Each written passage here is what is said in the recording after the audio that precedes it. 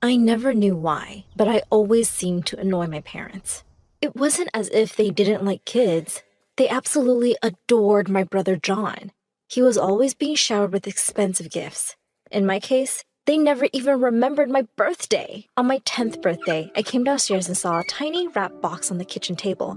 I ripped it open, only to have Mom walk in and snatch it away from me. "That's not for you! Look, she's torn the wrapping!" Just then, John walked in, and they were all smiles. They handed the box to him, and inside was a key to a Porsche. He screamed in delight and followed them outside. He jumped into his new car. "Mom, Dad, let me take you around the block with this baby." And they were all off together. John was failing high school and was mostly just partying with girls, but that never seemed to bother my parents. Last Christmas, he brought two gorgeous girls home, and my parents looked like they couldn't be prouder. I had the duty of serving everyone drinks and food. I pretended to trip up and spilled an entire tray of drinks on John and his guests. Mom sent me to my room, and I was more than happy having dinner on my own. A couple of weeks later, he turned up with another girl, Alina, and said they were in a serious relationship and she was moving in with us. I wasn't even allowed to have friends over to study with. If I ever wanted to ask someone, Mom would say, "Are you too stupid to do your work on your own?" And here my parents were, welcoming Alina with open arms. To my horror, I heard Mom say, "Oh, John probably doesn't have enough closet space. Why don't you put your things in Gwen's closet? She can put her clothes under her bed." As I started cleaning out my closet, I said, "You know, this is Whisker's favorite sleeping spot. I hope he doesn't scratch all your pretty clothes." Alina shrieked, picked up all her dresses, and ran off. Later that year, my brother and his dumb girlfriend became proud parents to little Mike. My parents practically sobbed with joy at being grandparents, and I became the official babysitter. Anytime they were heading out to a party, they'd dump the baby on me and tell me they'd be late, which usually meant I'd be staying up till 2 trying to juggle schoolwork and diapers. To make matters worse, Alina was a mess. Mom ordered me to do everything she asked, and she had me running around constantly because, as she said, taking care of little Mikey is so exhausting. One time, she sent me to get her favorite Chinese takeout, and suddenly the paper bag ripped and all the food boxes fell out. I stood there staring at the mess for a minute, and then I just scooped up the noodles from the pavement and put them right back in the box. She didn't have to know. She popped into my room one day to try on one of her designer dresses, and she started crying when she couldn't get the zipper up because she'd gotten so fat. I helped her out of it, but inside, I felt so happy. Served her right for stuffing her face all day. One day, while Alina was taking one of her many naps, I was watching over Mike, and he just wouldn't stop crying. John barged into my room and snatched him from me. "Seriously, why are you so useless? You can't even get a baby to be quiet." That was it. I was done with the thankless job and these selfish people. I decided that things had to change now. Anytime they tried to leave Mike with me, I would say I was too busy with exams and projects and lock myself in my room. I started having my friends over too. One time, while a friend called Stella and I were working on a project, Mom walked in and said rudely, "It's getting late. It's time for Stella to go home." I took Stella's hand and walked up to my room, slammed the door, and started playing loud music. And guess what? My parents said they'd had enough of me. They sent me off to live with one of my aunts. She was in her late 20s. I thought anywhere was better than my house, and I was almost looking forward to it. But I was so wrong. My aunt's ex-husband had been in the army, and I guess that's where she got her military discipline from. She had stupid rules for everything. I turned up for dinner 2 minutes later than 8 on the first night, and she said I could only eat salad. She had a list of chores I had to manage with school every day. I had to obey her rules, otherwise I'd be homeless. The only good thing about being there was that her stepson, Paul, lived with her. He was just a couple of years older than me, and boy was he handsome. He seemed glad to have my company, and we became friends pretty quickly. He would ask me to join his buddies whenever they were over. I totally wanted us to be more than just friends, of course, and it was so exciting to live in the room next to my crush. Stella was over at my place one day, and I told her I'd written a song for Paul. I sang it for her, and she absolutely loved it. Well, at least someone got to hear it. The next day at school, people seemed to be looking at me a lot more than usual. A girl from my class said, "Wow, I had no idea you had such an amazing voice." Another said, "Oh my God, why haven't you auditioned for American Idol already?" Wait, what? Another girl pulled out her phone and said, "Have you seen the views on your video yet?" I looked in horror at myself seeing in my room. I couldn't believe Stella had recorded me and uploaded the video to YouTube. And it looked like everyone was loving it. The video went viral. Suddenly, every girl wanted to be me, and every boy wanted to be with me. I could see the admiration in Paul's eyes, too. If only he knew he was the inspiration. Jacob, one of the most popular jocks in school, came up to me one lunch. He leaned on the table and said, "Want to go out with me sometime?" I said casually, "You're going to have to impress me first." I made a dare, and the next thing I knew, Jacob had jumped up on the table and was taking his jersey off. Everyone in the cafeteria had turned around, and there were loud cheers and claps from the audience. Boy, he was totally ripped. But I looked at him and said, "Nah, I've seen better." And with that, I walked away. Jacob hadn't even noticed my existence till I became popular. He totally deserved it. Soon enough, though, I got a call to go to the principal's office. The principal glared at me as I walked in. I knew she only liked the nerds. She called my parents, and of course, they had nothing nice to say about me. She warned me that if I wanted to stay in the school, I'd better follow the rules and be a good little girl. I felt so angry. I was so tired of everyone's rules. I got up from my chair and said, "Please don't talk to me like I'm a kid. I'm literally the most popular girl in this stupid high school right now." The principal looked absolutely furious. She said, "This is my last warning. Behave or you'll be expelled." This wasn't over. The principal needed to treat me with respect. I was going to find a way to bring her down. The chance came sooner than I could have hoped for.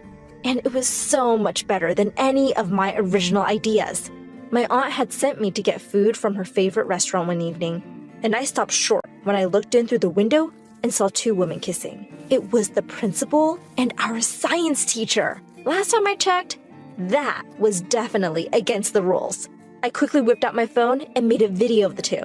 That video was an overnight sensation. The principal and the teacher were both forced to quit, and everyone was ecstatic that we were rid of the horrible principal. And I was the one who made it happen. I was crazy popular now. One day in the science lab, I caught Alexa staring right at me. She smiled at me when our eyes met. Alexa was really popular. The lab instructor told us to pair up, and she quickly came to my side. We became friends and started hanging out a lot. At one of her parties, I told her she looked really good, and she blushed. She took my hand and led me to the dance floor. I could tell she was really into me, and to my shock, I realized that I might be a little into her too. I invited her to my aunt's one day. Paul and some of his friends were watching the game and asked us to join them. My aunt walked in with some snacks, and she instantly seemed to warm up to Alexa. I had never seen her look so affectionately at anyone. Alexa and Paul really seemed to hit it off too. And after a while, I felt a little bit left out of their conversation. Soon after that, Alexa started hanging out with me less, and whenever I'd call, she'd say she was busy. Paul seemed to be home less often too. I wondered if the two were hanging out together without me. One day, when I got home from school, I heard laughter from the lounge. It was Alexa and my aunt. Alexa said, "Hi, Gwen. I was just here to see Paul." I didn't care if my aunt liked Alexa better. I just couldn't afford to lose Paul. I decided to tell him how I felt about him. The next evening, I texted Paul to meet me in the garden after dinner. He seemed really surprised to see me all dressed up. He said, "Hey, Gwen, what's going on?" I took his hand, looked deeply in his eyes, and said, "I'm just a girl, standing in front of a boy, asking him to love her." I closed my eyes and leaned in to kiss him, but I suddenly felt him gently push me back. Paul looked completely shocked. He slowly said, Gwen, I'm a boy who's into other boys. I thought you would have figured that out. I have a boyfriend, actually."